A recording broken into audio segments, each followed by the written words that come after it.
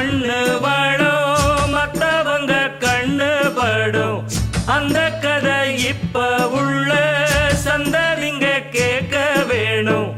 நம்முயிர்க்கு மேலே மானம் அறியாதே, மானம் இழந்தாலே வாழ தெரியாதே.